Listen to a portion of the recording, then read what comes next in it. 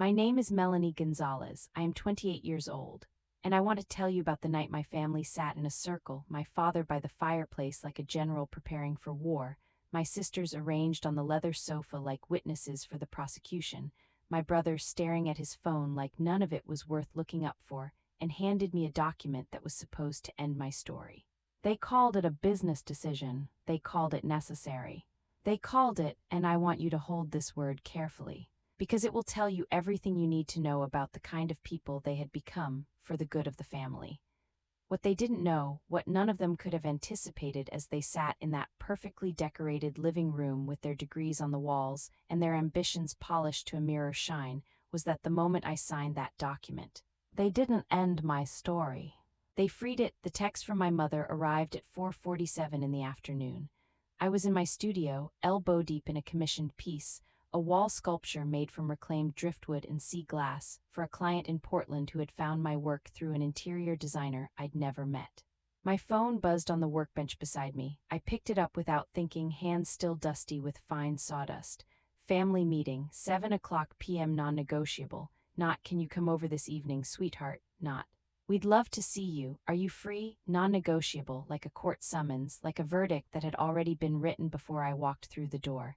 I set the phone down, looked at the piece I was working on.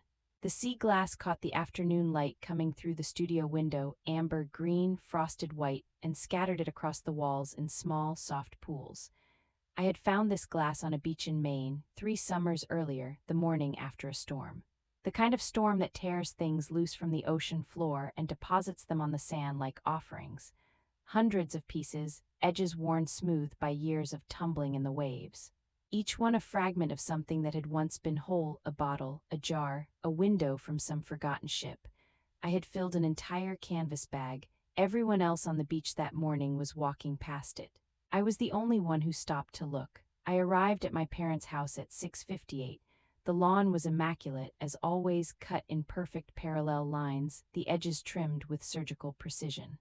The Merceds gleamed under the porch light. The flower beds were symmetrical. The brass knocker on the front door was polished to a mirror finish. Everything about the house said, "We have arrived." Everything about the house said, "We are the kind of people who matter." Everything about the house said, "Don't embarrass us." My mother opened the door before I could knock. "You're late," she said. I checked my watch. 6:58. In the Gonzalez family, anything less than 10 minutes early was considered late. It was one of those unspoken rules that had governed my entire childhood, like the rule that said you finished your plate, or the rule that said you didn't cry at the dinner table, or the rule that said achievement was the price of admission and everything else was noise. "Everyone's waiting," she said, stepping back to let me in.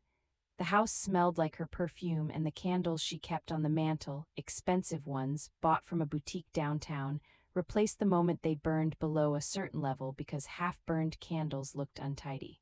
I followed her into the living room. The room fell silent when I entered. The kind of silence that isn't natural, that has been assembled deliberately to make a point. My older sister Wendy sat primly on the edge of the leather sofa, her corporate attorney's briefcase on the floor beside her feet.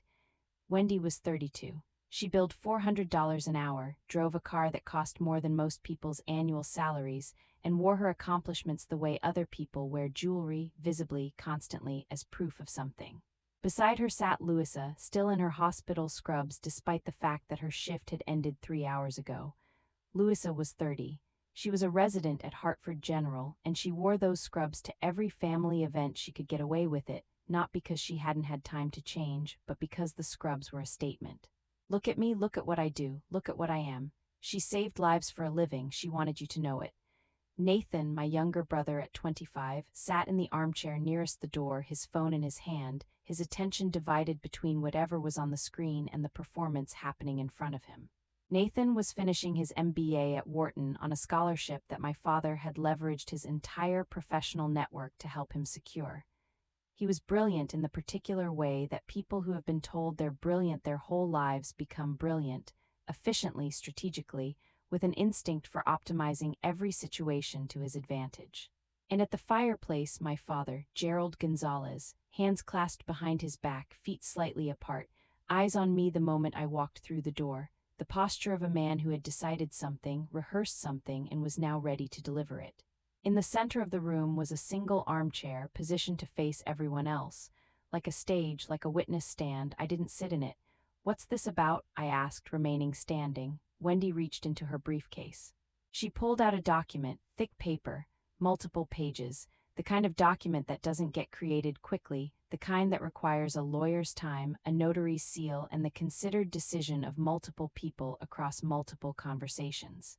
"We've been discussing the family's future," she said in her courtroom voice, the voice she used when she wanted to sound reasonable while doing something that wasn't. "And we've come to a decision, a necessary one," my mother added from the sofa. "For the good of the family." There it was, the document made its way into my hands. I read it slowly. Dense legal language, the kind designed to make something feel inevitable through sheer bureaucratic weight. But certain phrases surfaced through the jargon like stones through water. Formal dissolution of familial ties, relinquishment of inheritance rights, termination of family association. "You're disowning me." It wasn't a question. My voice came out steady, which surprised me. Even then, I had expected it to shake. I had expected the earthquake in my chest to reach my throat. It didn't. Nathan finally looked up from his phone. "It's not personal," he said. "It's business, business." I want you to sit with that word for a moment, not as a legal term, not as a strategic framing, as a choice. I was 28 years old. I had sat at this family's Christmas table every year of my life. I had been in the room when my grandmother took her last breath. I had stood beside each of these people at every milestone, graduations, promotions, marriages, losses. And my younger brother looked at me, looked at his sister, and reached for the most transactional word in the English language. Business, because that was easier than the truth, which was that they had been ashamed of me for years, and they had finally decided to make it official. "Your choices reflect poorly on the family name," my father said. His voice was cold in the way that very controlled people are cold, not explosive, not theatrical, just utterly, completely final. The voice of a man who has already left the building and is simply completing the paperwork. "Your little craft hobby." "My business," I said. "Making trinkets in your apartment isn't a business," Louisa said. She shook her head with the particular disappointment of someone who has decided their disappointment is a gift to you. "A corrective, something you should be grateful for. It's embarrassing. Do you know what it's like when my colleagues ask what my sister does?" My mother leaned forward. "We gave you everything, Melanie, the best schools, connections, resources that most people would have killed for, and you threw it all away to play with glue and glitter." Glue and glitter. I want you to understand something about that phrase. My mother said it the way you describe a child's kindergarten project. The way you describe something that exists in the space between adorable and embarrassing. What she was describing, what she had just reduced to glue and glitter, was a business that had generated more revenue last month than Nathan's internship would pay him in a year. What she was describing was a studio full of pieces being shipped to homes across the country. What she was describing was 3 years of early mornings, late nights, cut hands, burned fingers, failed experiments, breakthrough moments, and the particular quiet joy of making something beautiful from something broken. She had never once visited the studio. None of them had. They had never asked to see a single piece, never wondered about the process, never been curious about the person I was becoming in that space. They had only ever seen the label. Crafts, never the thing itself.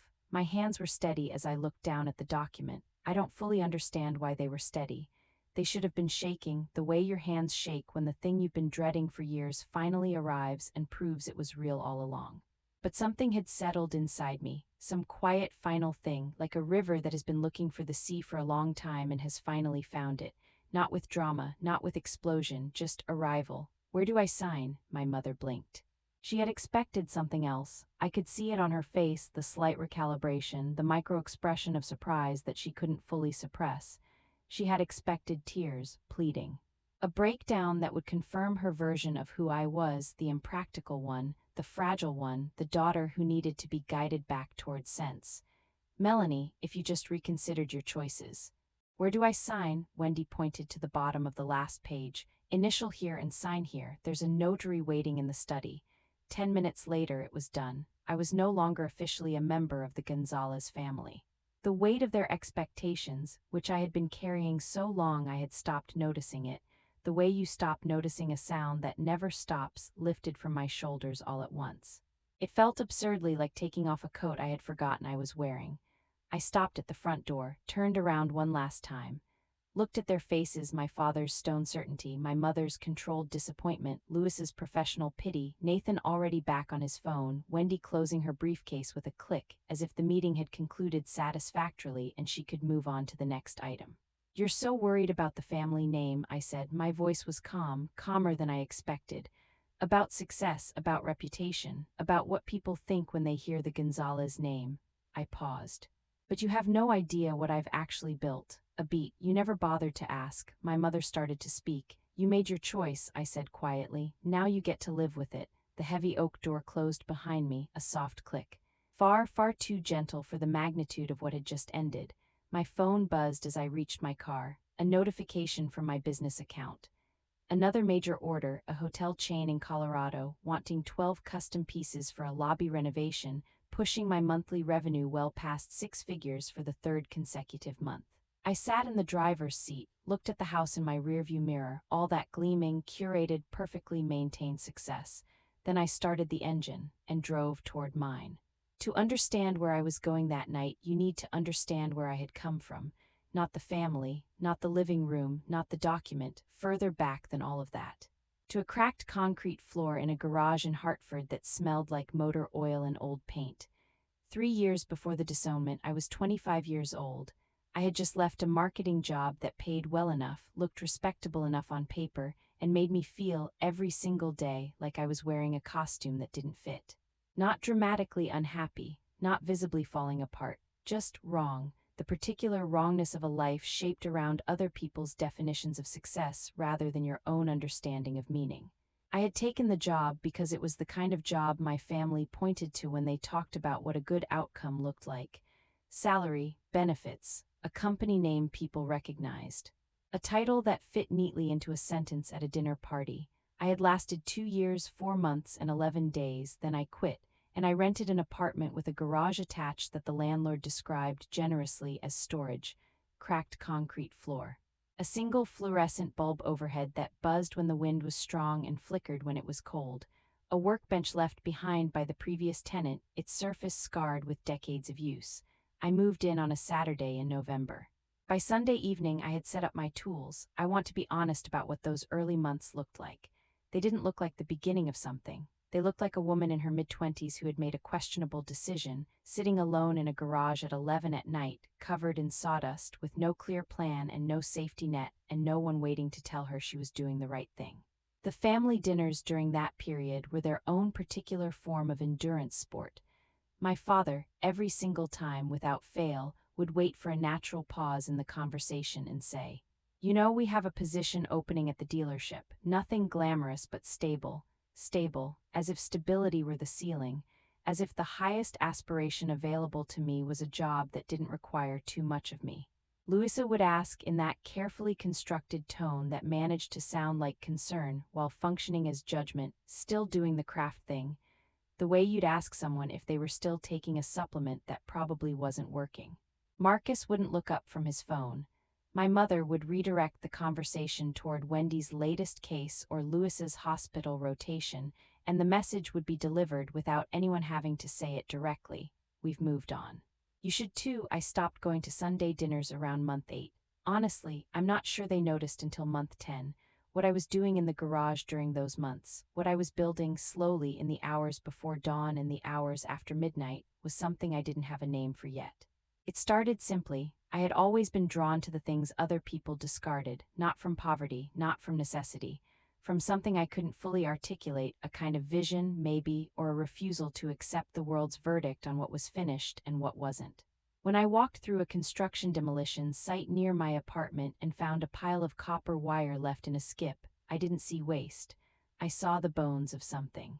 When I found a box of broken mirrors at a garage sale, the owner embarrassed to be selling them, apologetic about the condition, I paid $2 for the whole box and carried it home thinking about light.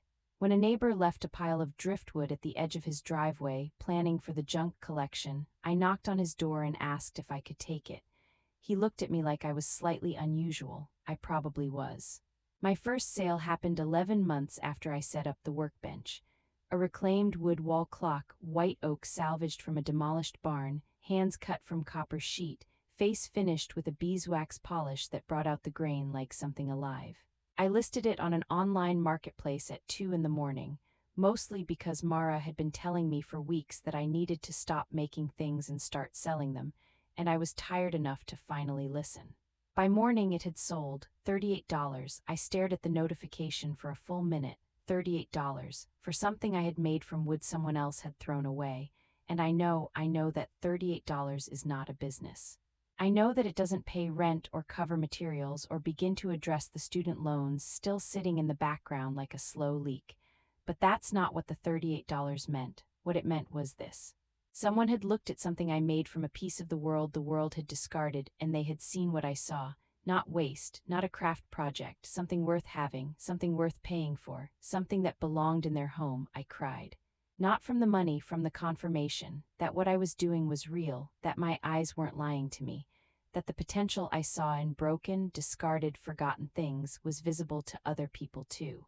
If I could see it in them and they could see it in my work, then maybe the problem had never been my vision. Maybe the problem had always been the room I was standing in. Year one was $38 clocks and late nights and the smell of wood polish and the particular satisfaction of finishing a piece at 2 in the morning and holding it up to the buzzing fluorescent light and knowing, just knowing, it was right. It was also burned fingers from the heat gun, a cut across my left palm from a piece of salvaged sheet metal with an edge I hadn't checked carefully enough. An entire weekend of work destroyed when a varnish I'd tried for the first time reacted badly with the reclaimed wood I was using and had to be stripped and started over. A commission that took 3 times as long as I'd estimated, which meant I earned roughly $4 an hour on it, which meant I spent several days recalculating whether any of this was financially sustainable. It was also the Sunday morning I drove out to a demolition site at the edge of the city because someone on an online salvage forum had posted that the contractors were pulling copper fixtures from a 1920s building before tearing it down, and anyone who wanted them could come take what they needed. I arrived at 7 in the morning. There were 3 other people there, 2 men who were clearly contractors themselves, loading architectural elements into a truck, and an older woman with a garden cart who was collecting ceramic tiles. I filled the back of my car with copper pipe fittings, door hardware, and a set of window frames with the original glass still in them. Old, slightly wavy glass, the kind they don't make anymore, the kind that makes the view through it look like a painting rather than a window. On the drive home, sitting at a red light with my car smelling like old metal and decades of dust, I felt something I didn't quite have a word for. Not happiness exactly, something more specific. The feeling of being exactly in the right place, doing exactly the right thing for exactly the right reasons. The feeling that the world was full of material for someone with the eyes to see it. I had those eyes. I had always had those eyes. I was just for the first time in a life that let me use them. Year 2 was the year the word started spreading without me pushing it. An interior designer in New Haven found a piece on the marketplace and reached out about a commission, a large wall installation for a client's dining room. I priced it carefully, terrified of asking too much, and she accepted without negotiating. That commission led to 2 more, those 2 led to 4, and somewhere in that chain of quiet referrals, something began to take on a shape I hadn't planned for. I hired Mara, my best friend since college, the person who had been telling me for 2 years that I was underpricing everything, as my first official employee. She came in on a Monday morning, looked around the garage-turned-studio, and said, "We need more shelving, better lighting, and you need to stop answering commission emails at midnight because you sound desperate even when you're not." "Good morning to you too," I said. "I'm serious, Mel, you're building something real here. Start treating it like something real." She was right, she was almost always right, which was occasionally infuriating and consistently invaluable. What Mara understood, what she had understood from the very beginning, before I could see it myself, was that the work was never the problem.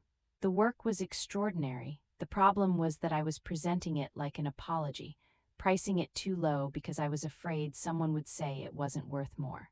Describing it too humbly because I had internalized years of being told it wasn't serious. Shrinking the thing I was building to fit inside the container of other people's expectations, the way you hunch your shoulders in a room with a low ceiling and then forget, eventually, to stand straight even when you're outside. Mara handed me back my posture. She did it practically, operationally, without a single speech about self-worth or believing in yourself. She just said, reprice everything, double the commission minimum. And for the love of God, get a proper website. I did all three. The orders didn't slow down, they sped up. Because the people who buy the kind of work I make, the people who want a piece that tells a story, that carries the history of the material it was made from, that transforms a space rather than merely filling it, those people don't want a bargain. They want to feel that what they're buying is worth what they're paying. And when you price something like you believe in it, other people start to believe in it too. I brought Ezra in 6 months later, a marketing consultant who had been following my online presence and reached out to say, bluntly, that I was leaving significant money on the table through poor positioning. Your work is in the luxury sustainable market, he said at our first meeting, over coffee in the studio while I kept working and he talked. You're pricing it like craft fare. I came from craft fare, I said. You graduated, he replied. It's time to update the price tag. Ezra was 30, relentlessly focused, and had an instinct for identifying where a brand's external presentation diverged from its actual quality that bordered on supernatural. He looked at my online presence for 10 minutes and said, the work is a 9, the presentation is a 5, we're fixing that today. Today, I brought my laptop. Between Mara's operational instincts and Ezra's marketing mind, the studio changed. The garage became a proper workspace. The fluorescent bulb replaced with studio lighting on adjustable tracks that could highlight pieces from exactly the right angles. The pricing was restructured, not inflated, accurately calibrated to reflect the actual hours, skill, and material value in each piece. The brand was refined, not invented, refined to more accurately represent what the work actually was. Not crafts, not handmade, sustainable luxury design, bespoke installation work, pieces with provenance. And the orders began to grow in a way that stopped feeling like luck and started feeling like something I had built deliberately, with intention, from the ground up. Which of course was exactly what it was. During this time, the family existed in the background of my life the way a low-grade headache exists, present, occasionally sharp, easy to ignore when you were focused on something else. Sunday dinners had become holiday-only appearances. Holiday appearances had become short visits with clear exit strategies. Clear exit strategies had become a kind of practiced art form. Arrive with purpose, stay for the minimum required, deflect the questions before they could gather momentum, leave before anyone could build up to the conversation I could see forming on the horizon every single time. My father never stopped offering the dealership position. At Christmas of year 2, 8 months before the disownment, he raised it again over the dinner table. The offer stands, he said. Management track, real benefits. Something you could build a life around. I looked at him. At the man who had built his own version of success through decades of work and strategy, and the particular stubborn conviction that he understood how the world worked and what it rewarded. He was not a bad man, I want to be clear about that. He was not cruel, he was not deliberately unkind. He was a man who had grown up in a world where certain paths led somewhere and certain paths led nowhere, and he had mapped that world carefully, and he had navigated it successfully, and he loved his children with the only language he knew. Follow the map. The problem was that I had never been able to see his map, not because I was blind, because I was looking at a different landscape entirely. I thought about the studio. About the commission I had just completed for a collector in San Francisco, a sculptural piece that had taken 6 weeks, made from reclaimed architectural salvage from a demolished Beaux-Arts hotel, and would hang in the entrance hall of a home that had been featured in Architectural Digest. I thought about the email from the collector when he'd received it. I've been collecting for 20 years. This is the first piece I've owned that I can't stop looking at. I thought about the fact that I had not told a single member of my family about that piece.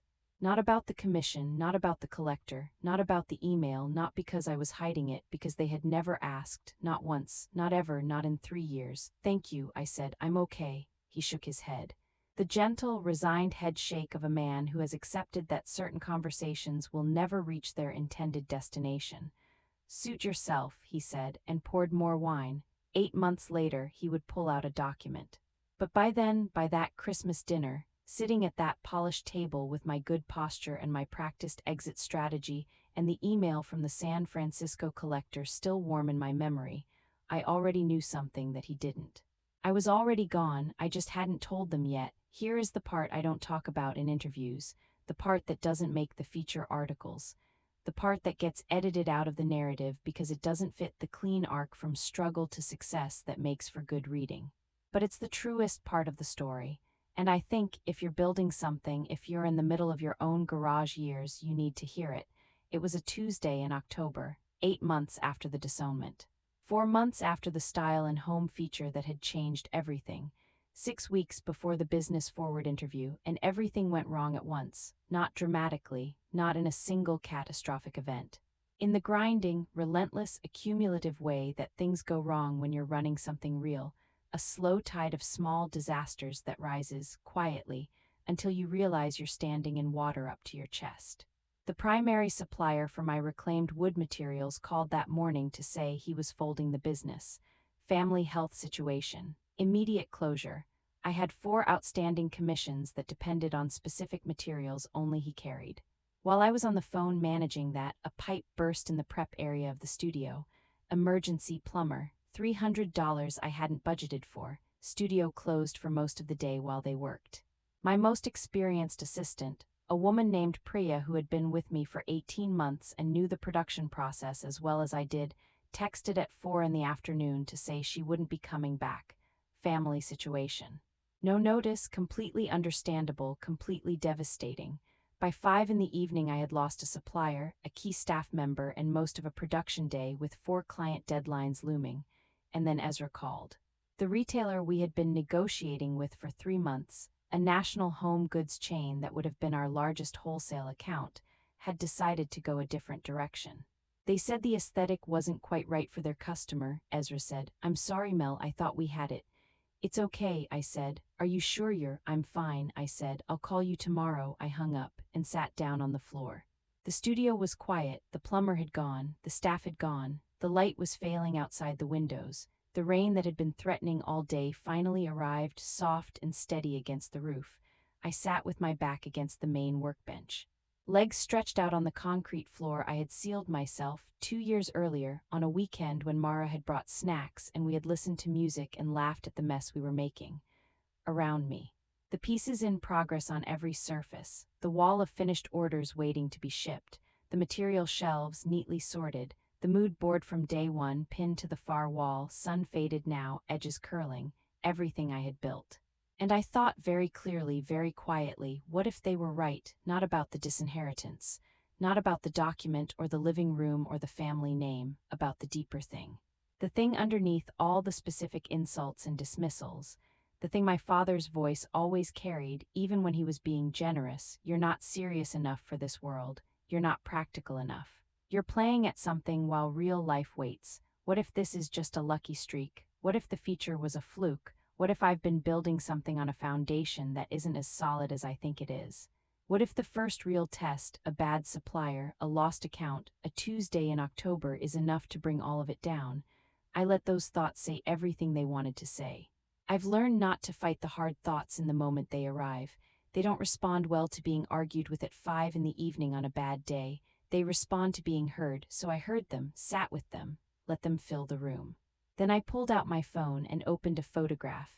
Mara had taken it 2 years before everything changed. The garage, the cracked concrete floor, the buzzing single bulb throwing yellow light across the workbench.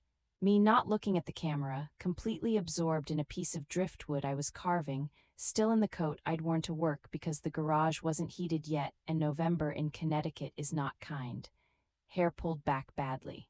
Tools spread across every surface. An empty coffee cup that had been there for 3 days, looking objectively like someone who had made a questionable life decision and was deep in the consequences of it. Mara had texted it to me the next morning with the caption, "You looked insane, it was beautiful." I stared at that photograph for a long time. That girl had nothing, no feature article, no studio with proper lighting, no staff, no retailer negotiations, no museum inquiries, no $38 clock even. Just a cracked concrete floor and a piece of driftwood and a buzzing bulb and a vision that nobody else could see yet. And she was the happiest she had ever been because she was building something, not for her family's approval. Not for a title at a dinner party, not for the version of success that fit inside someone else's sentence, for herself, for the thing she could see that other people couldn't, for every person who would one day stand in their home and look at something on their wall and feel, without knowing exactly why, that the person who made it understood something true about the world. That broken things have a second life, that discarded things have value, that what the world throws away is not the same as what is finished. I got up off the floor, washed my hands at the studio sink, pulled out my notebook, and started planning how to replace the supplier, because I was still here, and that was the only answer that mattered. 3 days after the disownment, Ezra called at 7 in the morning. "Don't react dramatically," he said, which was exactly the kind of thing you say to someone immediately before telling them something that will make them react dramatically. "But you need to come to the studio right now." I was there in 20 minutes. He was already at his laptop, refreshing the screen, watching numbers move in real time. He turned the laptop around, Style and Home magazine. One of the 3 largest home and living publications in the country, the kind of magazine that sat on the coffee tables of the demographic that bought the work I made. Monthly feature on emerging voices in sustainable luxury design. And there, filling the screen, a full spread on a workshop I knew intimately. My workshop, my pieces. My story, told in 4,000 words by a writer who had spent 2 days in the studio 3 months earlier and whom I had assumed was writing a small sidebar, not a feature. The artisan revolutionizing sustainable home decor. I stood there, reading, my own words quoted back to me from an interview I had done at the workbench while finishing a piece for a client in Boston. My own hands photographed holding a piece of sea glass up to the studio window. My own philosophy, the thing I had been doing quietly, without announcement, for 3 years, laid out on a glossy page for hundreds of thousands of readers. Mara grabbed my arm. "Mel," I couldn't speak. "Look at the shares," Ezra said. We watched the number climb in real time, and then my phone started, not one notification, not 2 or 3. A continuous rolling cascade that didn't stop. Orders, inquiries from retailers in cities I had never visited, interview requests, a message from an interior designer in London, a DM from an architect in Tokyo, an email from a museum curator in Chicago who wanted to discuss a possible installation, and somewhere in the middle of all of it, a text from a number I recognized but hadn't heard from in 3 days, my sister Wendy. Saw the article, that was all, no congratulations. No acknowledgement of the document she had pulled from her briefcase 3 nights earlier. No explanation of the gap between formal dissolution of familial ties and the evident reality of what those ties had been attached to. Just saw the article. I looked at it for a moment, then put the phone face down on the workbench and went back to the orders. The weeks after the Style and Home feature were the most intense of my professional life. We hired 3 new assistants in the first month. Ezra negotiated preliminary agreements with 2 national retailers and 1 international distributor. We moved to a larger studio space, a converted warehouse 2 blocks from the original garage, with proper ventilation and lighting and room to expand production. Mara managed the operational scaling with the kind of focused efficiency that made me wonder, not for the first time, whether she had missed her calling as a military strategist. And through all of it, the calls, the negotiations, the late nights, the creative work that had to keep pace with the business growth, I kept making things, because that was still the center. Not the deals or the features or the retail negotiations. The work, the piece of copper wire and the fragment of glass and the block of reclaimed wood and the hours of focused, quiet, solitary attention that transformed them into something that hadn't existed before. That was still the reason, that was still the thing, and I refused to let the business grow so fast that it left the work behind. The business forward interview happened 6 weeks later. Catherine Chen was sharp, well-prepared, and genuinely curious in a way that the best interviewers are, not performing curiosity, actually having it. She asked about sustainability practices, about the economics of reclaimed materials, about scaling a handcraft business without losing the soul of the work. At the end, after 90 minutes of conversation over coffee in the studio, while the morning light came through the windows and Mara quietly kept the day moving around us, she asked, "You've talked about your journey being largely solitary in the early years. Was there a specific moment when you knew this was going to work?" I thought about it, genuinely thought about it, rather than reaching for the ready-made answer. "The $38 clock," I said. She raised an eyebrow. "My first sale, a reclaimed wood wall clock, sold for $38, which didn't come close to covering my time or the materials." "Not because of the money," I said.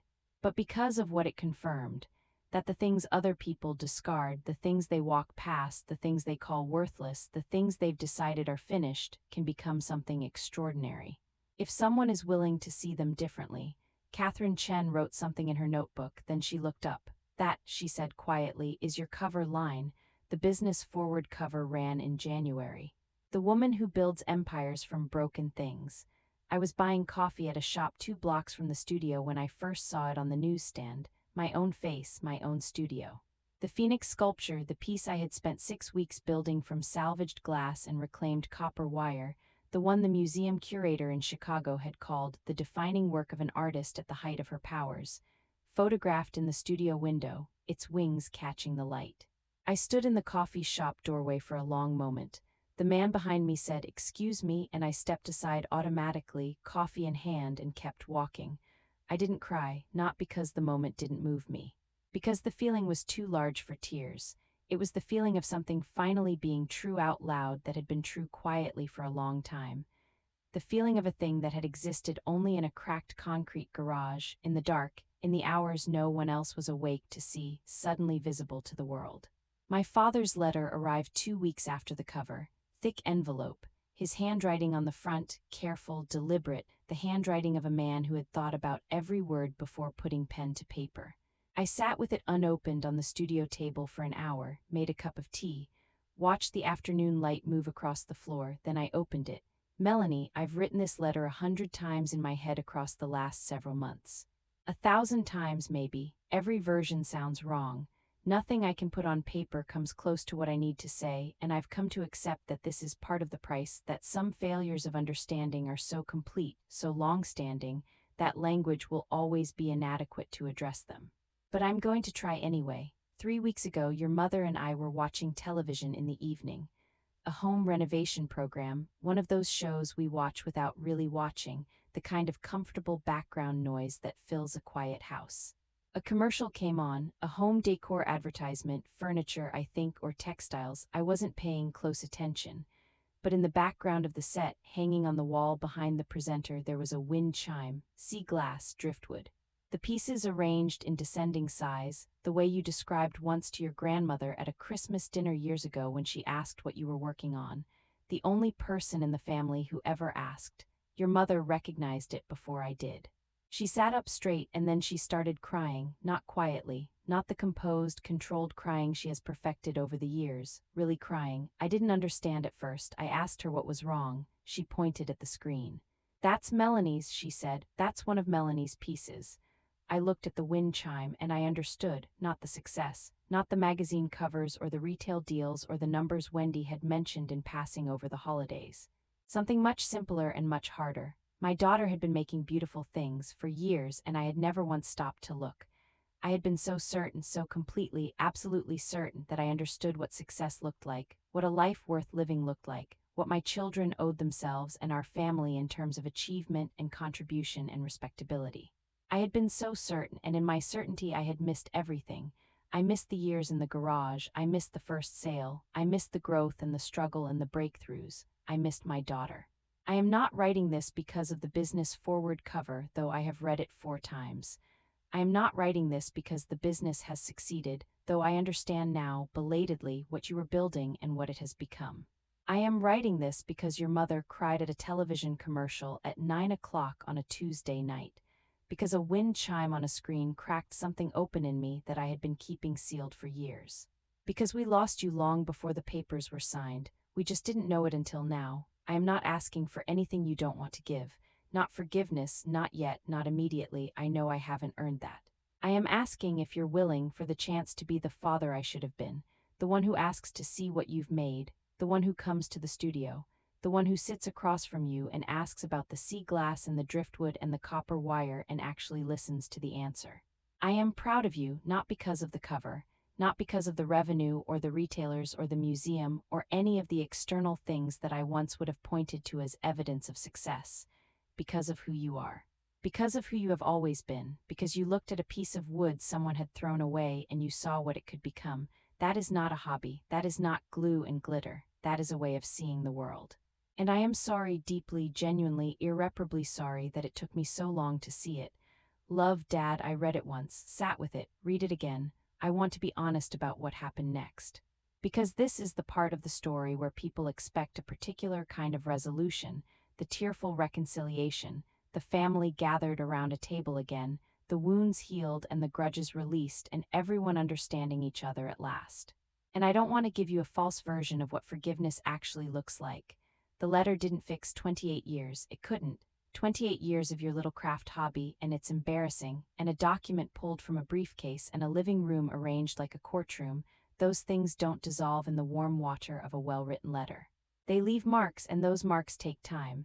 Not the dramatic time of estrangement or bitterness, but the quiet, patient time of two people learning, slowly, whether trust can be rebuilt when the foundation it was built on the first time was never quite solid. What I will tell you is this: I called him. 2 weeks after the letter arrived, we talked for 40 minutes. He asked about the studio. Really asked, not the polite, glancing questions of someone trying to demonstrate interest.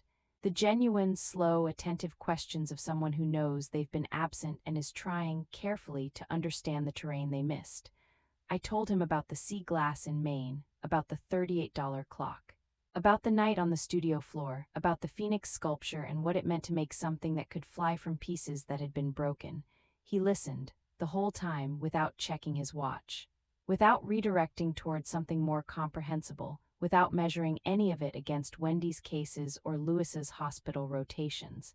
At the end he said, "Can I come see the studio sometime?" "Yes," I said.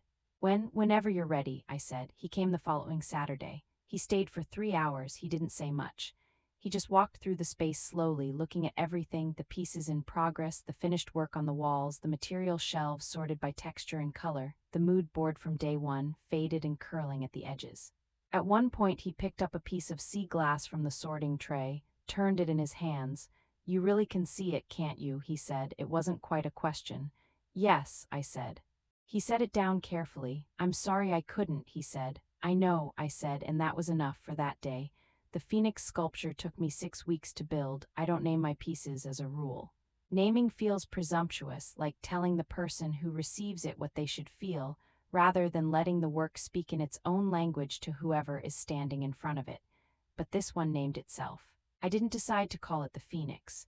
I simply looked at it one morning, nearly finished, the amber and gold glass catching the early light and scattering it across the studio walls in 100 fragments, and the name was already there. The materials had all been broken before I found them. The amber glass from a box of old bottles someone had left at a recycling center. The frosted white pieces from a car accident, windshield fragments, edges worn smooth from months in a drainage ditch before I found them. The gold glass from an estate sale, a collection of Depression-era glassware that had been dropped and swept up and kept, for some reason, in a shoebox for 40 years before I paid $5 for it. The copper wire from a building being demolished on the east side of the city, the contractor letting me take whatever I wanted from the skip before the salvage company arrived. All of it broken, all of it discarded, all of it declared finished by the world. 6 weeks of shaping, soldering, positioning, repositioning, stepping back, looking, adjusting, stepping back again. A bird with its wings spread, made entirely from things that had been broken and thrown away. The museum in Chicago called it a meditation on transformation. I called it a Tuesday in October and getting up off the floor and going back to work. The day of the museum contract signing, I was in the studio at 7 in the morning. Mara arrived at 7:15 with coffee and the quiet, steady energy she always brought to significant days, not performative excitement, just a kind of grounded readiness. Ezra arrived at 8 with the contract documents and a bottle of champagne he insisted we weren't opening until after the signing. The museum car was coming at 10. At 9:40 my phone buzzed, unknown number. I picked it up, a text. "Mom's in the hospital, stress and exhaustion. The doctors think she's been running on empty for months. She keeps asking for you." I stood very still. Mara looked up from her laptop. "Mel." "What's wrong?" I looked at the Phoenix, wrapped carefully in tissue and bubble wrap, ready for transport. Broken pieces, holding each other, making something that could fly. "Call the car," I said. "Tell them we're making a stop first." "Where?" Mara asked. She was already smiling, like she already knew. "Hartford General," I said. "I won't tell you everything about that hospital room. Some things belong only to the people inside them. What I will tell you is that my mother looked smaller than I had ever seen her. Not physically, she was the same woman she had always been, but without the armor. Without the perfect posture and the carefully maintained expression and the Cartier bracelet and the composed, deliberate performance of a woman who has decided that control is the same thing as strength. Just a woman, tired, scared. In a hospital gown, asking for her daughter, I sat beside her bed. She looked at me for a long moment. "The wind chimed," she said finally. "What about it?" I asked. "Tell me about it, how you made it." So I did. I told her about the morning in Maine after the storm, and the canvas bag full of sea glass, and the way the light moves differently through frosted glass than through clear. I told her about the driftwood from the fallen oak in my neighbor's yard, and the hours of sanding it down to the right texture, and the moment I knew the proportions were right. I told her about the sound, the way sea glass chimes differently from metal or ceramic, softer, less insistent, like something that has been worn down into patience. She listened, the whole time, eyes on me, not distracted. Not calculating, not measuring what I was saying against some internal standard of what a daughter should be doing with her life, just listening. When I finished, she was quiet for a moment. "It sounds beautiful," she said. "It is," I said. Another silence. "I'd like to see it," she said. "Sometime, if that's—" "Yes," I said. "Yes. I'm writing this from my studio. The converted warehouse on the east side of Hartford that used to be a printing facility, and before that a textile mill, and before that something I never quite tracked down, but that left good bones in the walls and warmth in the brick and light in the tall windows that face west.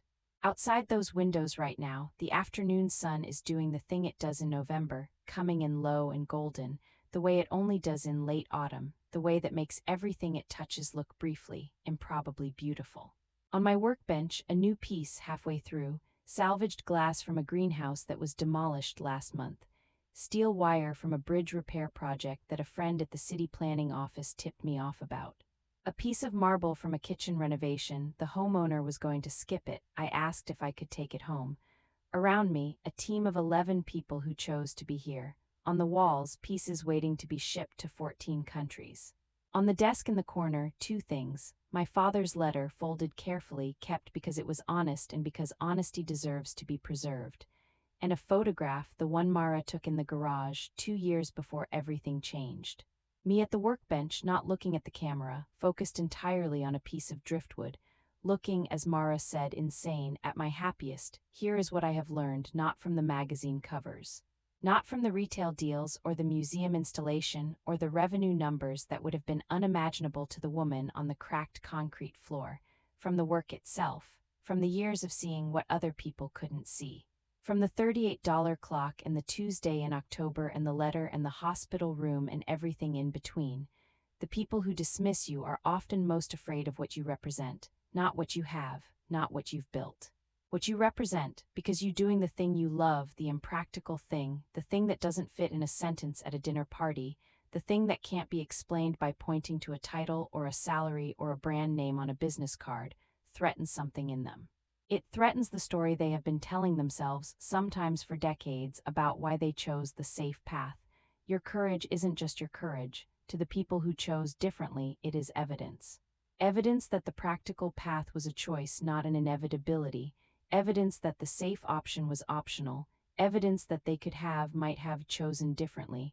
And that is unbearable for some people, so they call it cupcakes. They call it trinkets, they call it glue and glitter. They pull out a document and tell you it's business. They sit in a circle and deliver a verdict on your life before you've had the chance to finish writing it.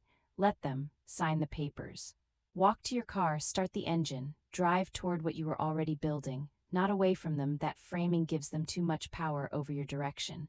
Toward the thing, always toward the thing. The $38 clock is still in my studio. I never sold it. I tell people it's not for sale when they ask about it. It's the only piece I've ever said that about. It hangs on the wall near the door, so it's the first thing I see when I come in every morning. A piece of white oak from a demolished barn, copper hands, beeswax finish, the grain of the wood showing through like a signature, $38. The beginning of everything. Some legacies are inherited. Mine was assembled from pieces no one else wanted. From the quiet, stubborn, daily choice made in a buzzing garage in the dark before anyone was watching to see what broken things become. If you are in your own garage right now, if you are in the middle of your own Tuesday in October, If there are people in your life who have handed you a document, or pulled out a label, or delivered a verdict on your life before you've had the chance to finish writing it, I want you to hear this. They are not the authors of your story, they are characters in it. And you sitting in that garage alone at 11 at night, covered in sawdust, with a vision no one else can see yet, you are the one holding the pen. Let me tell you something else I've learned. The vision, the thing that makes you stop on a beach after a storm and fill a canvas bag with sea glass while everyone else walks past, that vision is not a gift in the way people romanticize gifts. It is not effortless, it is not painless, it does not arrive with instructions, it arrives as a compulsion, a need to look at the thing the world has discarded and refuse to accept the world's verdict on it. And that refusal, that quiet, daily, stubborn refusal, is the actual work. Not the soldering, not the sanding, not the hours at the workbench. Those are just the expression of it. The work is the refusal. The work is choosing, every single day, to look at the piece of driftwood and see the wall hanging inside it, to look at the box of broken mirrors and see the chandelier, to look at the pile of copper wire in a demolition skip and see the sculpture waiting to be assembled. To look at your own life, even when it is sitting on a concrete floor in an unheated garage with a buzzing bulb and no safety net, and see what it is becoming. Not what it looks like right now, what it is becoming. The people who disown me, who sat in that living room with their briefcases and their scrubs and their phones, they looked at my life and saw what it looked like. A garage, a workbench, $38 clocks.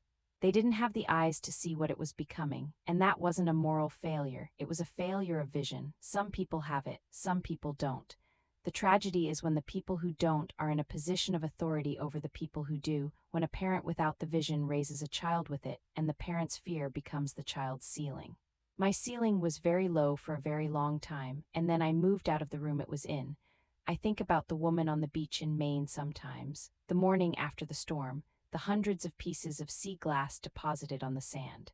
All those other people walking past, and me stopping, kneeling down, picking up one piece, then another, then another. Not because someone told me to, not because there was a plan, because I could see something they couldn't.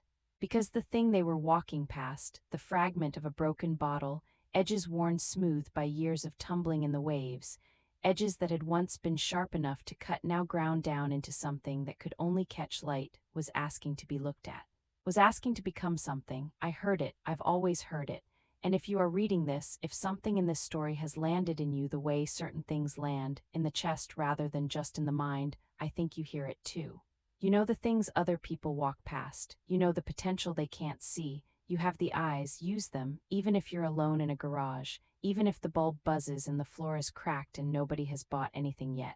Even if the people who are supposed to believe in you most have just signed a document that says they don't. Especially then, because that is precisely the moment the story starts, not when the magazine calls, not when the cover runs. Not when the family finally, belatedly, tearfully recognizes what they had and let go. The story starts in the garage, at night, alone, holding a piece of driftwood and choosing to see my dream, my name, my rules.